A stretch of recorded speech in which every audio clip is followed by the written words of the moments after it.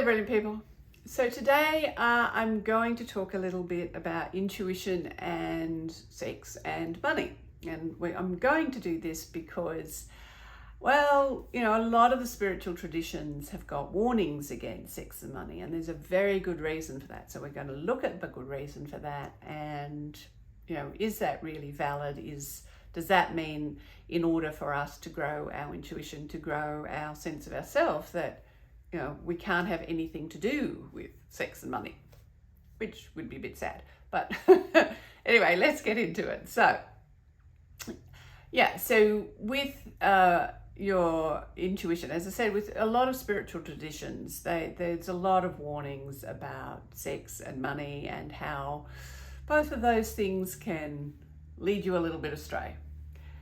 So that's an interesting thing. And it's like, why does that happen? Well, the truth is that it can happen with anything, of course. And the more codependent we are with that thing, the more that thing has the capacity to take us off track and to get us into trouble. Now, the thing is that with sex and money, both of these things have got a lot of energy tied up in them.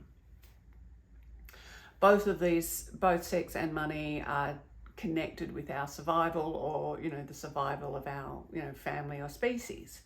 So because of that, they have a lot of energy, and that is the key.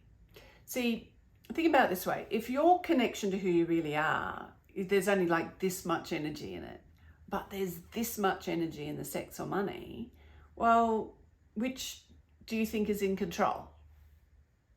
Yourself or the sex and money? Well, it's pretty obvious, isn't it? There's more energy in the sex or the money, so therefore that's what is in control. So if your connection to who you truly are is quite weak, if there is more energy in the sex and money, well then, dealing with those things is a risky thing to do, because the sex and money is going to end up in control. You're not going to really effectively be able to make choices from your connection to yourself around the sex and money, because there's more energy in that.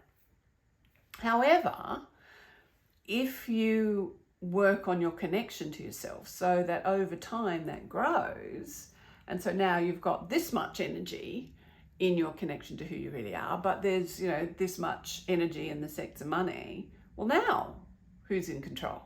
Well, if there's more energy in your connection to yourself, obviously that is who is in control. So when there is more energy in your connection to who you truly are, when you are stronger in yourself, when the connection to yourself is stronger than the attraction to the sex and money or whatever energy is there for you, then who you really are is in control.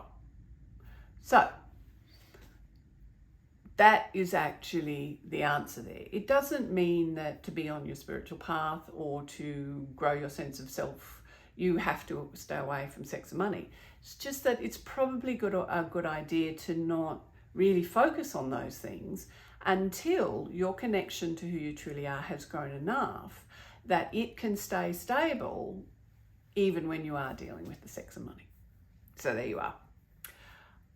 So that is the key to sex and money and intuition, and also why many spiritual traditions give a little bit of a warning about them. So just keep working on your connection to who you truly are, and then of course remember that you're brilliant.